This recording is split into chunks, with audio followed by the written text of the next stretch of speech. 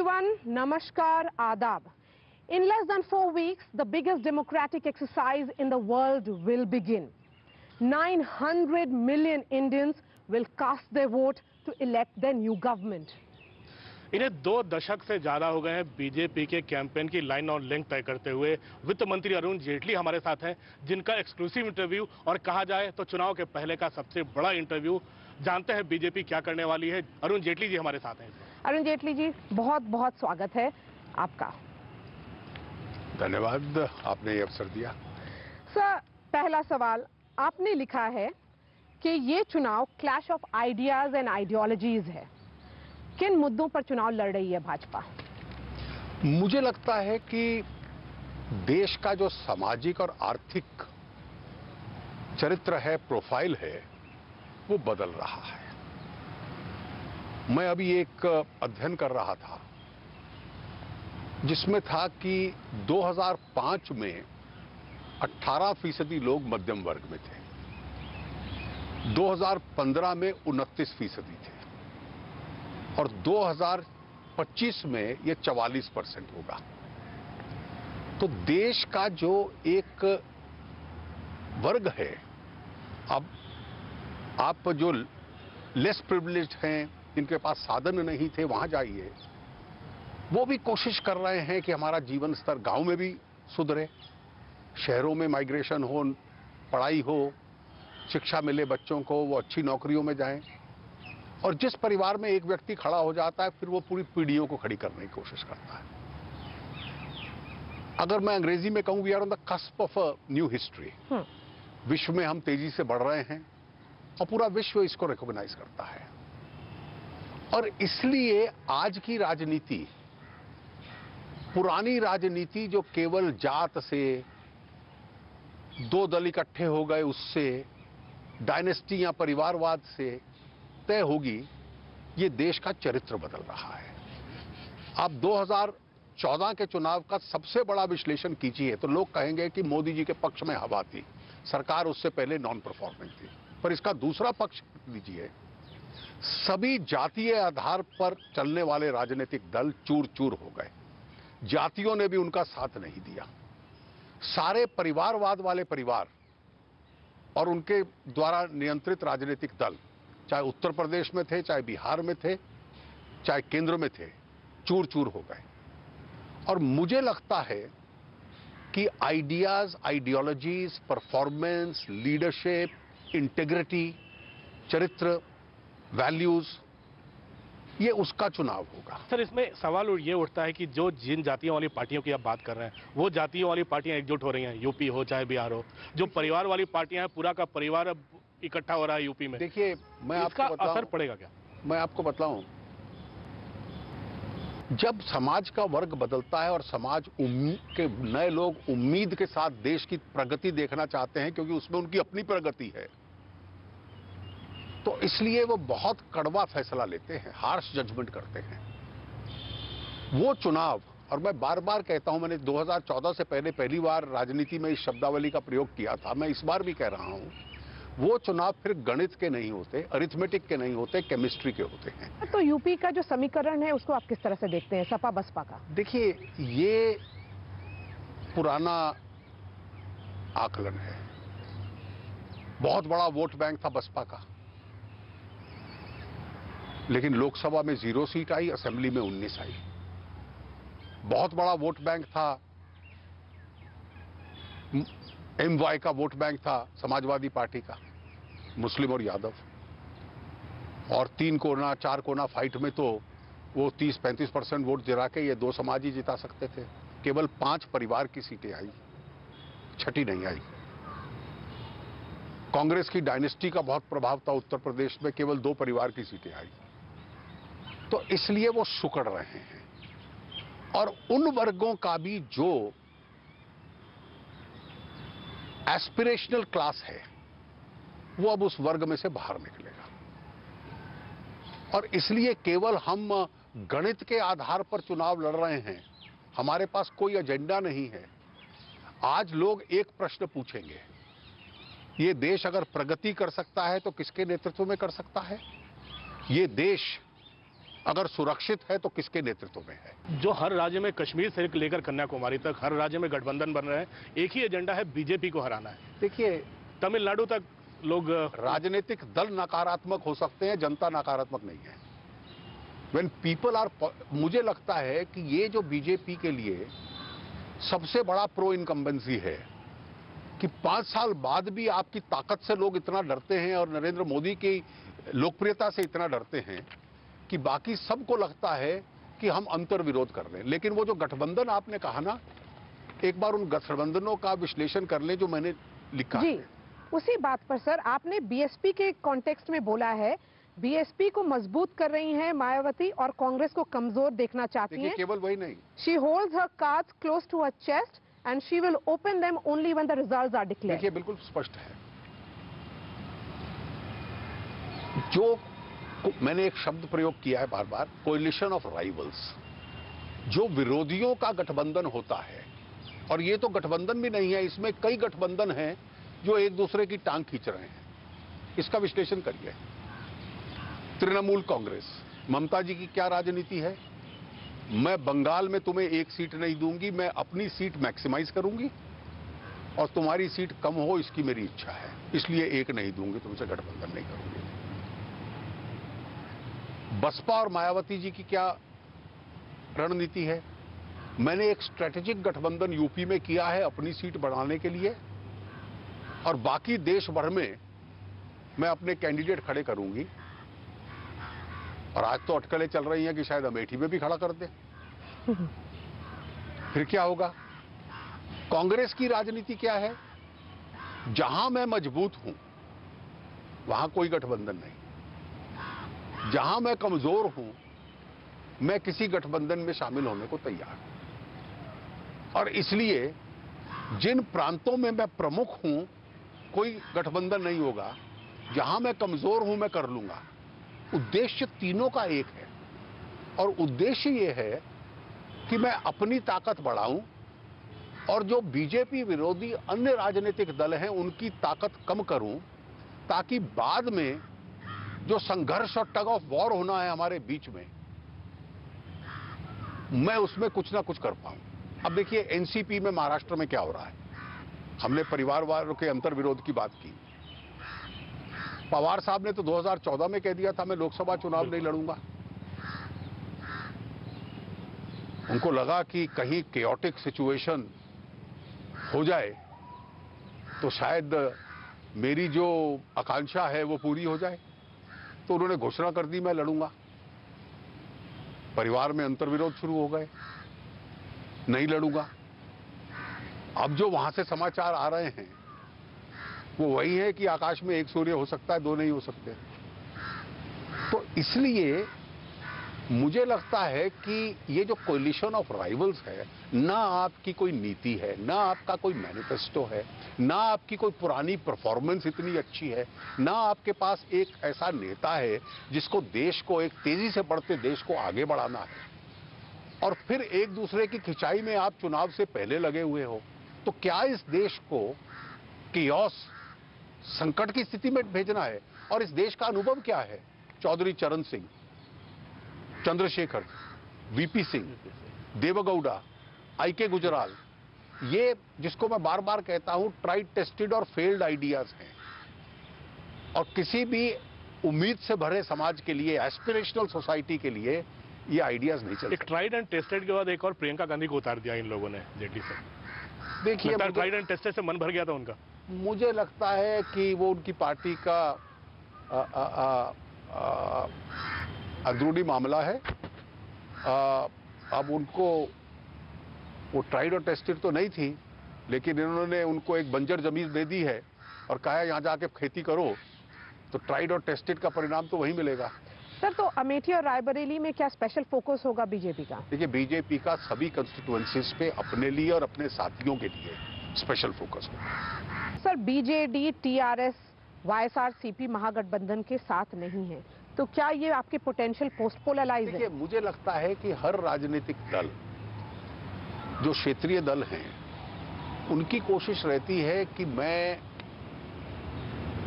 बीच में रहूं, और मैं बीच में रहते हुए बाद में तय करूं मैं क्या करूंगा और मेरे अपने राज्य का हित हो। इन तीनों राजनीतिक दलों को, ये रीजनल पार्टीज हैं, स्टेट ओरिएंटेड पार्टी हैं, अपने स्टेट की चिंता करने की कोशिश करती हैं और उसमें इन तीनों का एक परिस्थिति रही है। मुझे लगता है कि बीजेपी में आज तो मैं कुछ नहीं कह सकता कि कल वो क्या करेंगे या हम क्या करेंगे, कि हमें उनकी जरूरत पड़ेगी नहीं पड़ेगी, लेकिन पड़े या ना पड़े मैं उस प्रश्न में नहीं जाता। रीजनल पार्टीज के साथ कैसे एग्जिस्ट करना है वो हमें आता है। विपक्ष का कहना है कि ये सरकार राष्ट्रवाद और आतंकवाद के नारे पर अपनी नाकामयाबियां छुपा रही है। देखिए, अब उनके पास कुछ नहीं पता। फेक इश्यूज ले, जज लोया की डेथ सुप्रीम कोर्ट ने कहा फेक इशू है, रफेल फेक इशू है, ईवीएम फेक इशू है।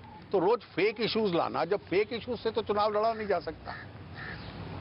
अब पुलवामा की घटना आतंकवाद की घटना थी, हमने क्या एंटिसिपेट किया था? हमें उम्मीद थी कि पुलवामा होगा।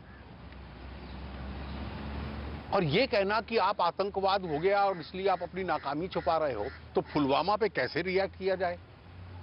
देश का एक जज्बात था, एक इमोशन था और सही इमोशन था। जो बालाकोट में सरकार हमारी एयरफोर्स ने किया और आईबी को क्रॉस करने का जो निर्णय एयरफोर्स ने लिया और प्रधानमंत्री जी ने उनको अनुमति दी, उसका पुलवामा से कोई लिंक नहीं है।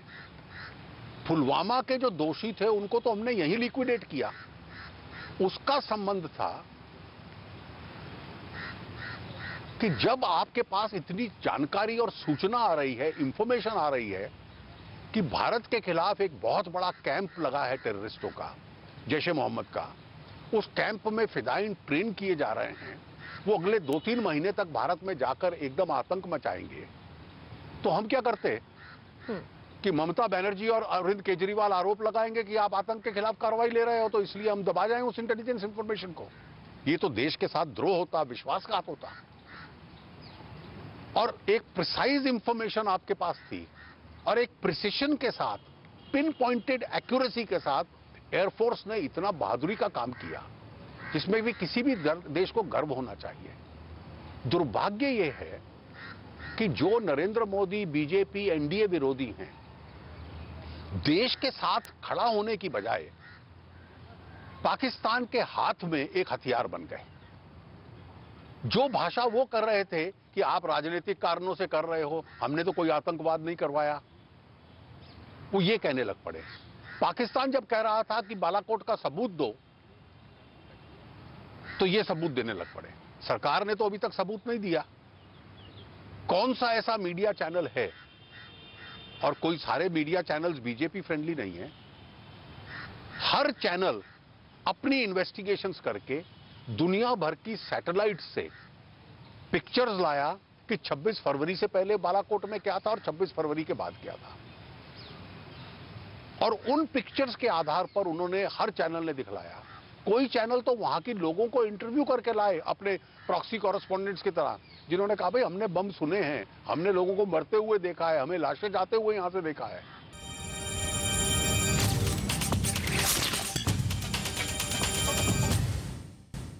अबाउट मसूद अजहर, जो डेवलपमेंट्स कल हुई हैं sir, do you see this as a setback for Indian diplomacy? देखिए, ये चाइना का पुराना स्टैंड है। मैं इसमें हिंदुस्तान की डिप्लोमेसी को बहुत सफल मानता हूं। सफल इसलिए मानता हूं, एक देश दुनिया का ऐसा नहीं था जिसने ये कहा हो कि आपने एलओसी या इंटरनेशनल बॉर्डर क्रॉस किया, वो गलत किया। पहले तो हम यही कहते थे कि sanctity of the LOC should be maintained. वो रोज आके उस सैंक्टिटी को तोड़ें टेररिस्ट और हमारे लोगों को मारे, और हमें पता चले कि वहां हमारे खिलाफ षड्यंत्र हो रहा है, ट्रेनिंग हो रही है, और हम प्रीएम्प्टिव स्ट्राइक भी ना कर पाए, केवल पाकिस्तान की हुकूमत के ऊपर निर्भर हो जाएं, ये तो संभव नहीं था। दूसरा, हर देश ने उसकी निंदा की। पाकिस्तान के मित्र देशों ने भी न्यूट्रल किस्म के बयान दिए। मैं सबसे बड़ी सफलता मानता हूं कि ऑर्गेनाइजेशन ऑफ इस्लामिक नेशंस को जब पाकिस्तान ने कहा कि सुषमा जी को गेस्ट ऑफ ऑनर बुलाओगे तो हम नहीं जाएंगे, इस्लामिक 54 इस्लामिक देशों ने कहा भाई हम तो बुलाएंगे, आपने आना है आइए, नहीं आना ना। पाकिस्तान नहीं गया। पाकिस्तान की बॉयकॉट कॉल के साथ टर्की भी खड़ा नहीं रहा, वो भी चले गए।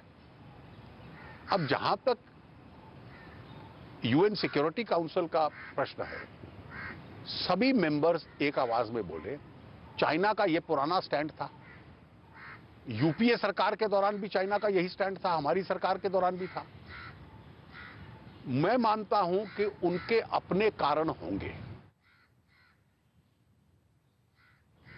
और वो कारण उनके जो हैं, अगर मैं उसका विश्लेषण करूं कि उसमें आतंक पे पाकिस्तान की सहायता कर देना इस परिस्थिति में, और पाकिस्तान के ऊपर जो अपना आर्थिक नियंत्रण बनाना है, इकोनॉमिक कंट्रोल, क्योंकि पाकिस्तान के अर्थशास्त्रियों के आप लेख पढ़िए जो वहां के मीडिया में आ रहे हैं कि सब का, और ये जो बेल्ट एंड रोड इनिशिएटिव है चाइना का, ये जो सीपैक है, उसका असर पाकिस्तान के ऊपर क्या रहेगा बाद में, और पाकिस्तान कितने बड़े डेट ट्रैप में आएगा, वो सब लिख रहे हैं। और उनका कंट्रोल, देखिए हम तो इतिहास में ईस्ट इंडिया कंपनी को भुगत चुके हैं, किसी दूसरे देश को भी भुगतना पड़ सकता है। बट वुहान स्पिरिट की बात की जाए तो is this an act of a friend for China to again block this move? देखिए, this is not, we have our own issues with China. We have several areas of agreement. We have several areas of cooperation. We have an ongoing relationship with them. We have some areas of disagreement also. Sir 2019 का कोई history में parallel चुनाव? देखिए, मैं इसका closest equivalent 3 चुनावों को मानता हूं, 2 भारत के और 1 विदेश का। पहला मैं मानता हूं रिवर्स ऑफ 1971। वो पहला चुनाव था जिसमें मैंने एक स्टूडेंट एक्टिविस्ट के रूप में काम किया था। उस चुनाव में सारे विपक्षी एक हो गए। महागठबंधन हिंदी का शब्द है, उस वक्त हमने कहा ग्रैंड अलायंस, जनसंघ, स्वतंत्रा, कांग्रेस हो, पीएसपी, एसएसपी, बीजू पटनायक जी का दल था, चौधरी चरण सिंह जी का दल था, तो सारे इकट्ठे हम लोगों को, लोकदल था उनका। और हमें लगा कि जब वोट नहीं बटेगा तो गणित इंदिरा जी को हरा देगा। लोग इंदिरा जी के साथ थे। चुनाव आया, परिणाम हुआ तो उनकी 325 सीट आ गई और हम कहीं नहीं थे। तो केवल गठबंधन बना लिया और हम जीत जाएंगे, वो 71 में हम देख चुके हैं। दूसरा, 2014 का चुनाव, उम्मीद का चुनाव कि इस व्यक्ति में हमें विश्वास है, और अब तो केंद्र में भी 5 साल उसको परख लिया है, कोई गलती नहीं की है, कि ईमानदार और मजबूत सरकार चलाई है और अच्छे काम किए हैं। और तीसरा चुनाव भारत का नहीं है, मुझे ब्रिटेन का एक चुनाव याद है, मैं वहां के दुनिया के कई देशों के चुनाव ऑब्जर्व करता हूं। मिसिस थैचर जब हट गई तो जॉन मेजर बने। जब उनका दूसरा चुनाव आया तो सभी लोग, ओपिनियन पोल्स कह रहे थे कि इस बार कंजर्वेटिव्स हार जाएंगे और जॉन मेजर जीतेंगे। आखिरी दिनों में केवल एक ही विस्पर था कि लेबर आई तो वो पुरानी हड़तालें दोबारा शुरू हो जाएंगी। The fear of the opponent made conservatives win, which was contrary to all polls. खैर, इस बार तो पोल्स भी हमारे पक्ष में है। जब इस प्रकार के डरावने गठबंधन को लोग देखते हैं तो उनको फिर याद में आता है कि मुझे 6 महीने की सरकार नहीं चाहिए, मुझे 5 साल की अच्छी सरकार चाहिए, क्योंकि इस देश में 5 बार का इतिहास है 6 महीने की सरकारों का। और इसलिए मैं इसकी नियरेस्ट जो तुलना कर सकता हूं इन थोड़ी इन तीनों के साथ।